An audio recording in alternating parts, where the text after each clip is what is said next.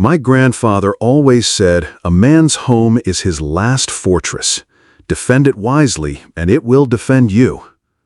Back then, when I was a kid sitting by his wood stove listening to him spin stories, those words felt like some old-timer's philosophy, something meant for another age, the frontier, the Dust Bowl, maybe even the wars he lived through.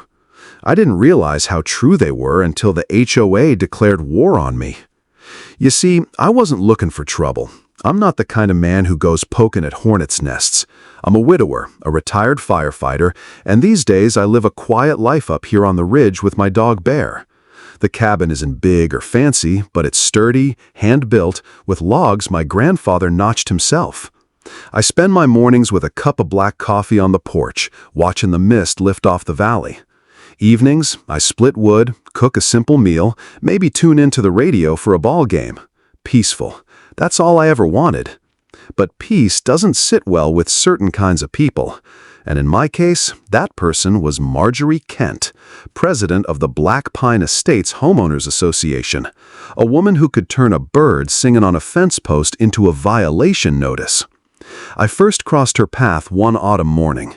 The air was sharp, the kind that carries the smell of pine and wood smoke. I was on my knees in the yard, mending a section of my fence where the post had shifted. Bear was sitting nearby, head tilted, watching me work. That's when the crunch of tires on gravel pulled my eyes up. A shiny black SUV rolled to a stop by my drive. Out stepped Marjorie Kent, dressed like she was headed to a boardroom, not a mountain road. Heels sinking into the gravel, blazer pressed crisp, a binder tucked under one arm. Her smile was polite, but it was the kind of polite that had knives hidden behind it.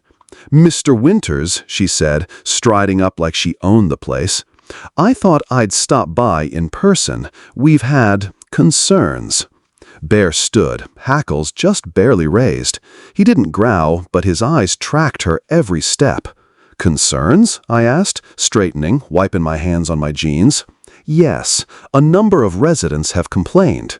The fence," she gestured at the section I was repairing, "isn't exactly in keeping with the aesthetics of the neighborhood. And then there's the matter of your dog, several reports of barking."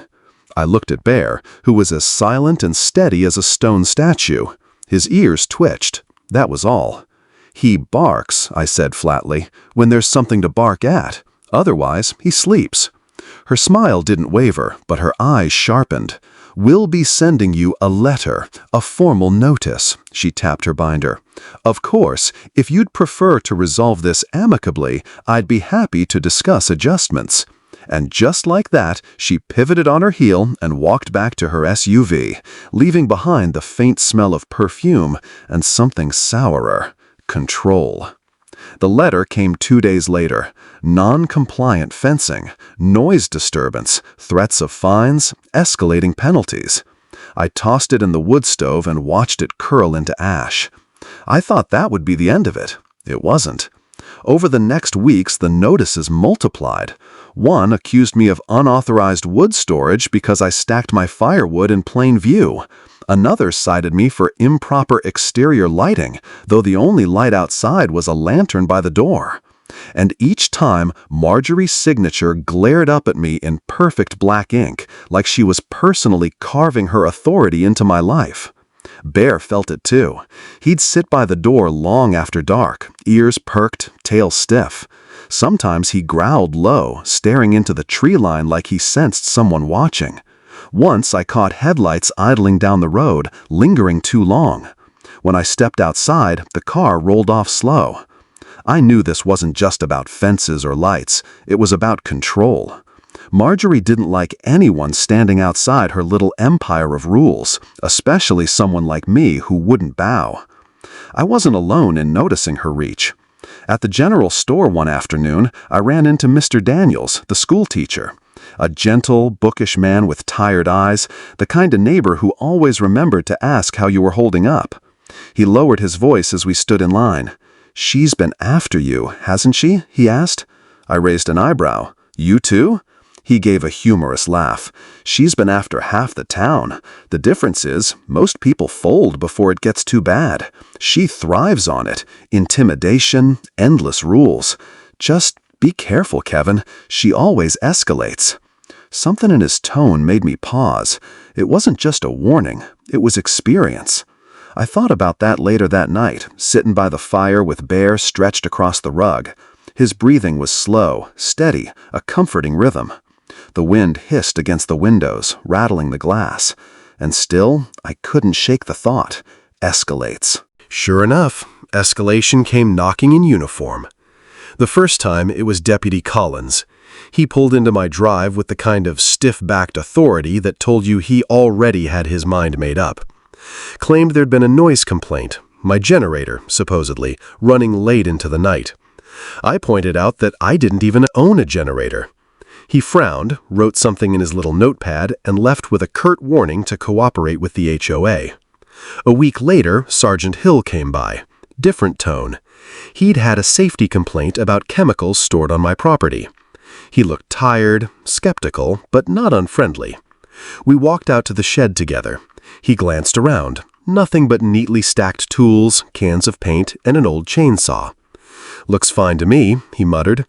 Then he gave me a long look, like he was weighing something he couldn't quite say. "Try to stay out of trouble, Mr. Winters." But the message was clear. Marjorie had her hooks in the sheriff's department, too. That night, Bear woke me with a sharp bark, lunging to the window.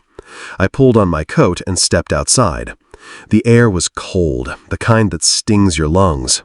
Snow crunched under my boots. Out by the tree line, I thought I saw movement, a shadow slipping between the pines.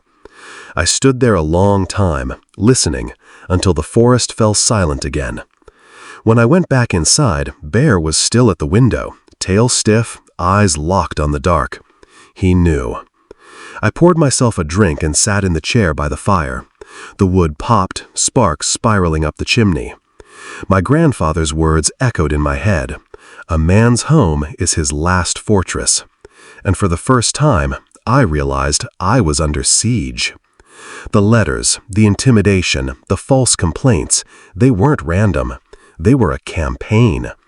And something told me Marjorie Kent wasn't finished. No, this was only the beginning. My grandfather used to warn me, bullies don't stop when you ignore them. They stop when you stand firm. I should have remembered that sooner. By the time I did, Marjorie Kent had already moved from nuisance to threat. It started subtle, like poison leaking into a well. Letters in my mailbox that grew sharper, angrier. Warnings of fines, then threats of legal action. Neighbors I'd known for years stopped waving when I drove past. At first, I thought maybe I was imagining it, but the looks, tight smiles, eyes that slid away, told me Marjorie was spinning her stories, painting me as the villain in her little kingdom. Bear sensed it too. He lingered at the fence line, ears twitching, body tense. Sometimes he'd bark low into the darkness, his hackles standing up as if he could smell the lies drifting on the wind. Then came the storm. It rolled down from the mountains one gray afternoon, heavy clouds sagging low, the air thick with the metallic taste of snow. By nightfall, the ridge was blanketed white, and the wind howled like a living thing. I stacked logs high beside the stove, fed Bear an extra portion, and settled in for what looked to be a long freeze. That's when the first real strike landed. Around midnight, Bear jolted awake, teeth bared. His growl rumbled through the cabin floor. I sat up, heart thudding, and grabbed the flashlight from the table.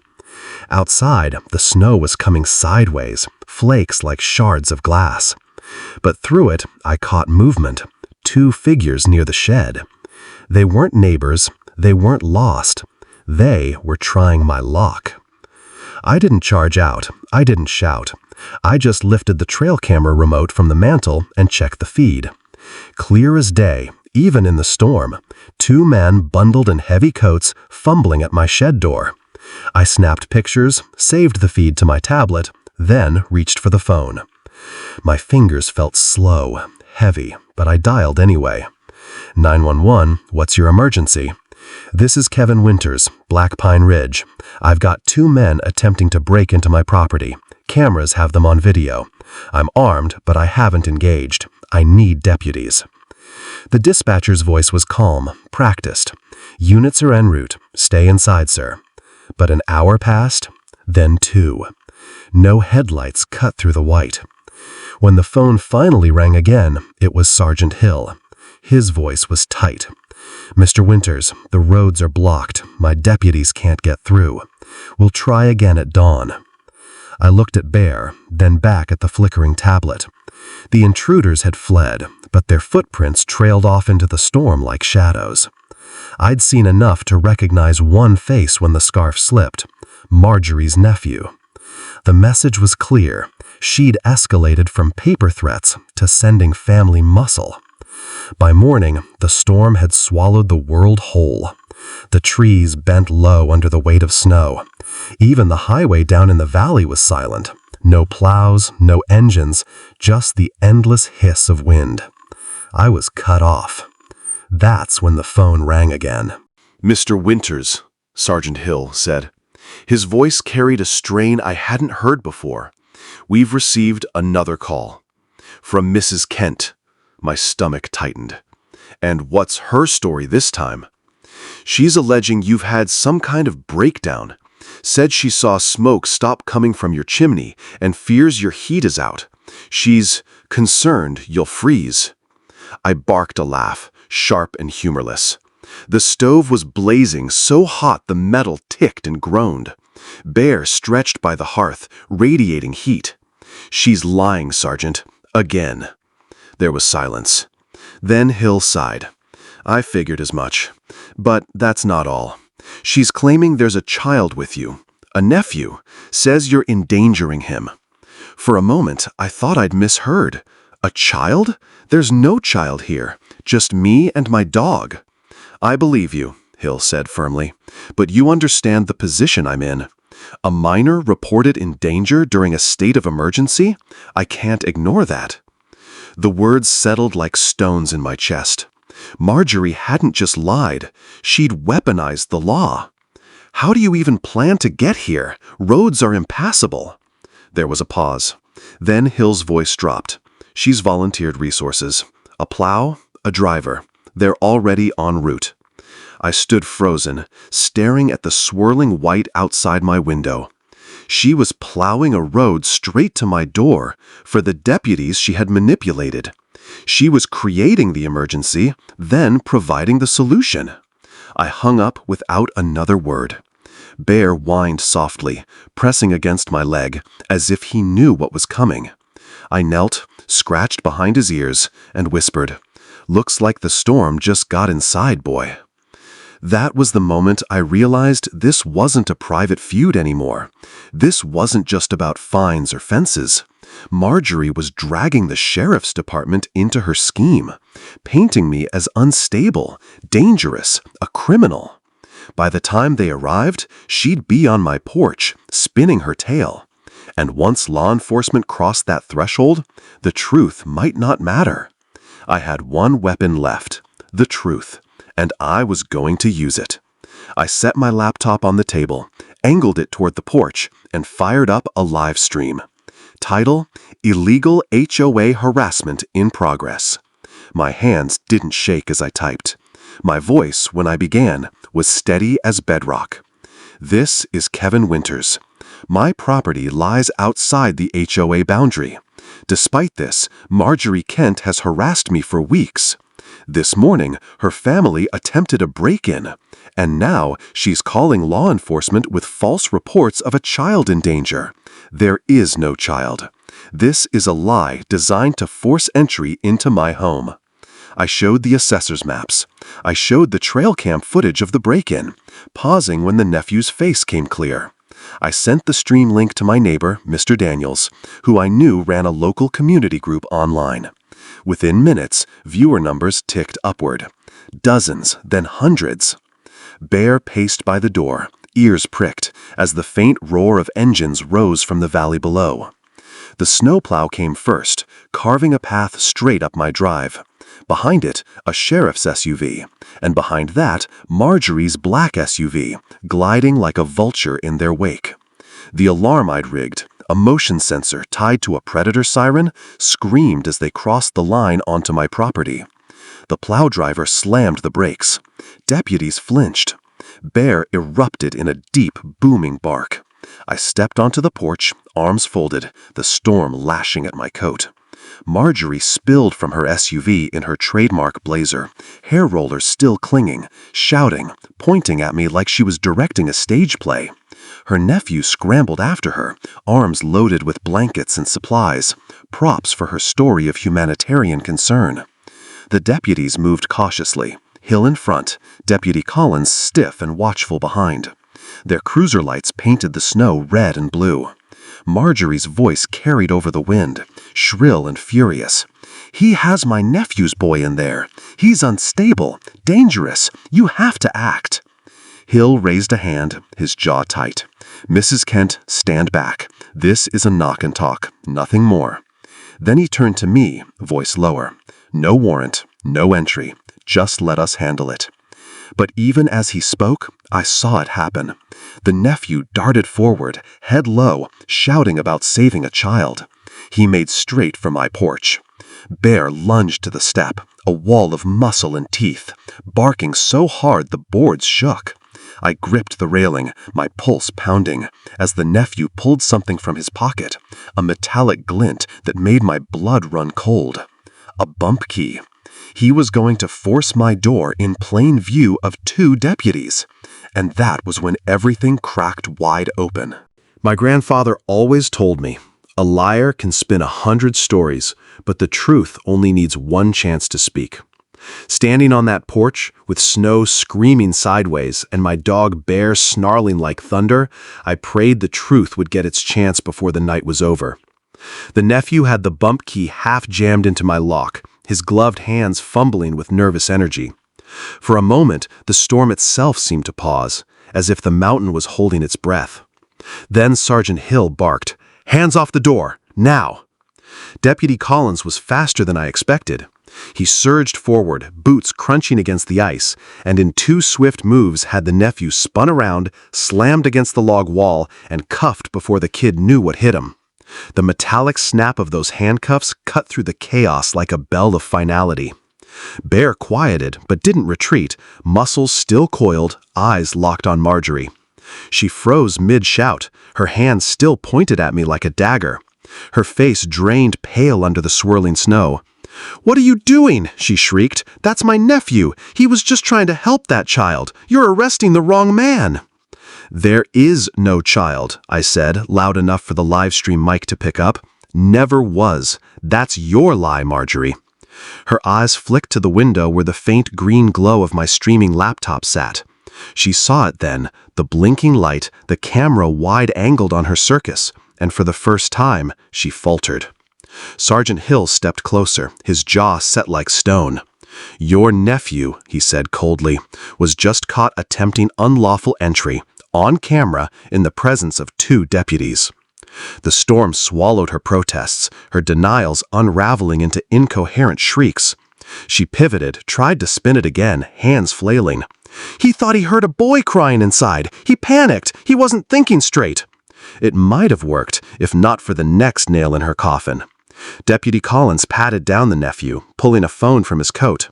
As he turned it in his palm, the screen lit up. New messages poured in, one after another, right there on the lock screen. Hill's eyes narrowed.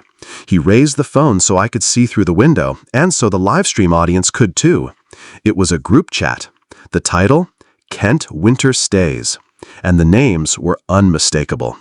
At the top, Administrator Marjorie Kent. The messages glowed bright in the gray storm light. Aunt M, is the Ridge Cabin open yet? Clients will pay $600 cash. Tell Jason the key's under the fake rock. Owner still refusing, might need another complaint. And the one that sealed it all, time-stamped less than half an hour ago. At Porch Mao, stick to the kid's story if cops show. Aunt M will back it up. The words burned hotter than any fire in my stove. My gut twisted, but not from fear anymore, from vindication. Sergeant Hill's face hardened, all traces of patience gone. He turned the phone outward, letting the storm winds whip across the screen as the camera in my window caught it all. "Mrs. Kent," he said, his voice sharp as breaking ice, "you're running an illegal rental racket. Using this storm, using false reports to cover your tracks." Marjorie staggered back a step, her composure shattering like glass. No, it's not what it looks like." "It's exactly what it looks like," Hill snapped.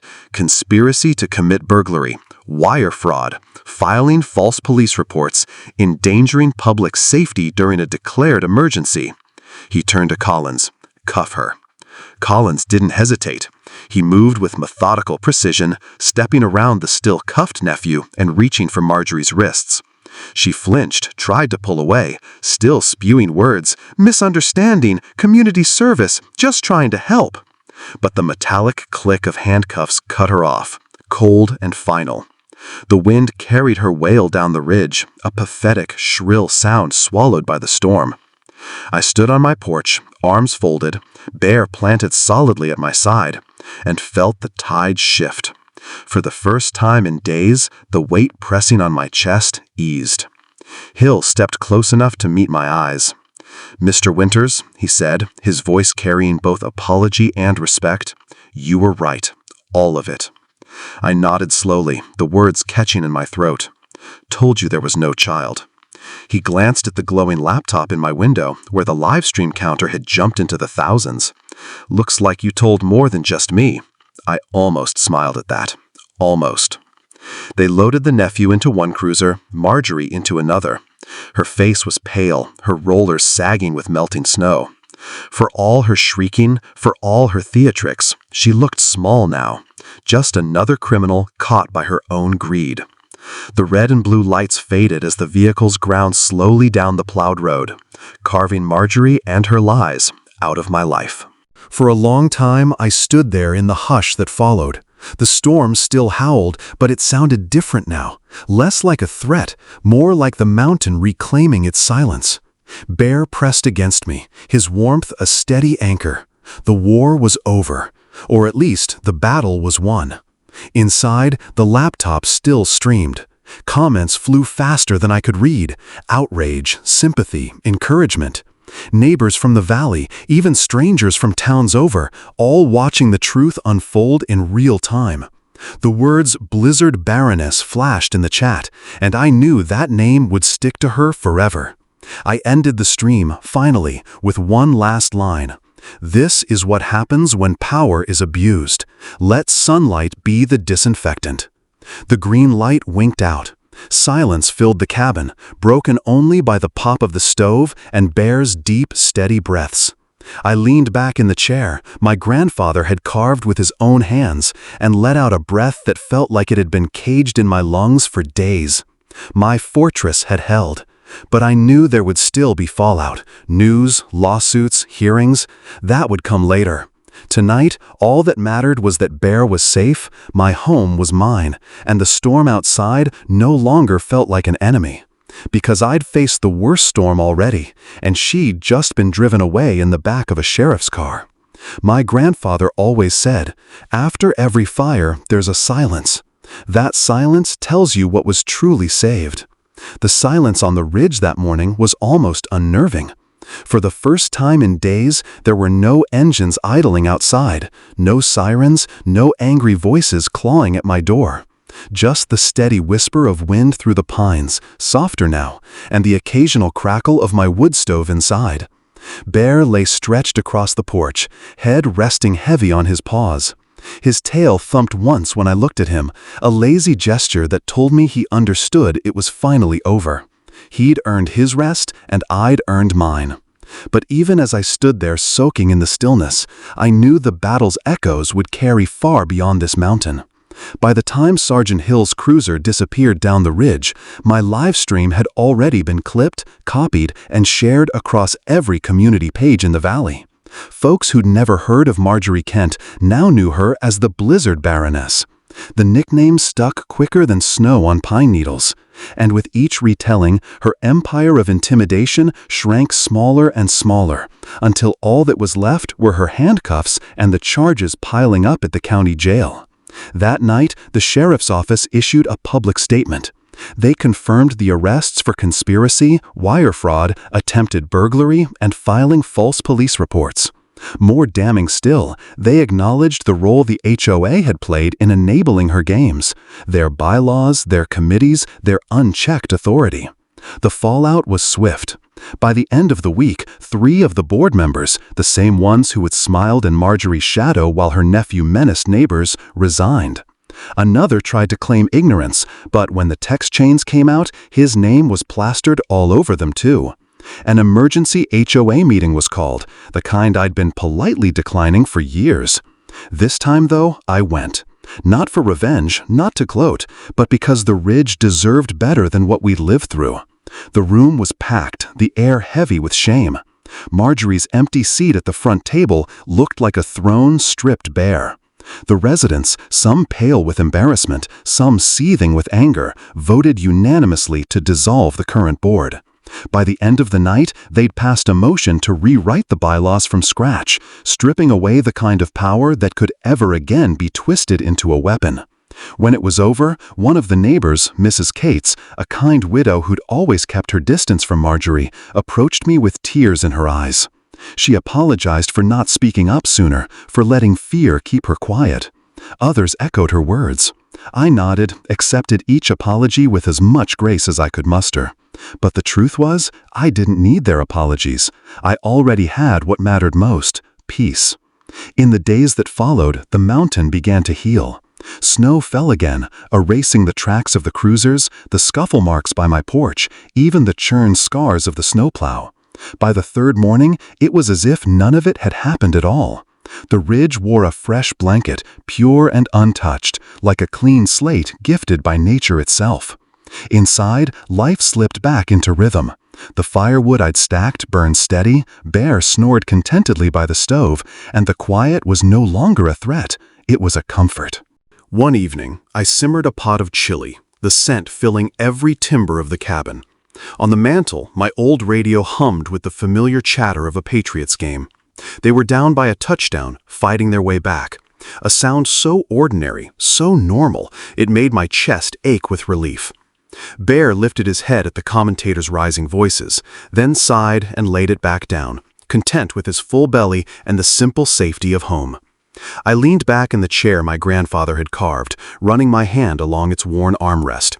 He'd built this cabin as a fortress, a refuge against the storms of the world. And though the storm that had tested it wasn't made of snow alone, but of lies and intimidation, it had held. Not just because of me, because of preparation, because of Bear, because of a teacher who'd had the courage to whisper warnings when others stayed silent, because of a sheriff who chose truth over politics, even when the easier path was to look the other way. Most of all, because I refused to let fear dictate my choices. The trial, when it came, was short. Marjorie pled guilty to lesser charges in exchange for avoiding a drawn-out courtroom spectacle. Her nephew wasn't so lucky. His attempt at my door had been too public, too undeniable. He faced burglary charges head-on. I didn't attend the hearings. I didn't need to. I'd already seen justice served on my own porch under the crackling light of a live stream camera. What mattered to me wasn't the headlines or the gossip. It was this. When I walked the Ridge Road now, I no longer felt eyes burning holes in my back. When I waved to neighbors, they waved back without hesitation. And when Bear barked at the tree line, it was only at deer, not shadows creeping where they didn't belong. A week later, I found myself back at that same emergency HOA meeting hall, but this time the mood was different, hopeful, constructive. People talked about community gardens, about snow shoveling crews for the elderly, about keeping bylaws simple and fair. Mr. Daniels, the school teacher, volunteered to help draft the new charter. He caught my eye across the room and gave me a quiet nod, a silent thank you for standing firm when so many had wavered. I returned the nod. No words needed. The Ridge was mine again. Not just mine, ours. A neighborhood freed from the chokehold of one woman's greed. And me? I found my peace in small things. In the hiss of chili simmering on the stove. In the way Bear's ears twitched when the radio announcer's voice rose in excitement. In the sharp, clean breath of mountain air on my porch at night. One evening, I stood outside as the last light bled from the sky, painting the snow in shades of violet and blue. Bear pressed against my leg, steady and solid, and I realized something. This place, this life, wasn't just about defending property. It was about defending the idea of home, the sanctuary where truth mattered more than power, where loyalty mattered more than lies. I'd been tested. Someone had tried to take that from me with intimidation, manipulation, and the weight of false authority. And I'd held the line, not with violence, not with rage, but with preparation, with patience, and with truth. My grandfather's words echoed in my mind as the stars blinked awake of the ridge. A man's home is his last fortress. I smiled, the cold biting at my cheeks, the warmth of the cabin glowing behind me. My fortress stood strong, and I knew, with Bear at my side and the silence of the mountain cradling me, it always would.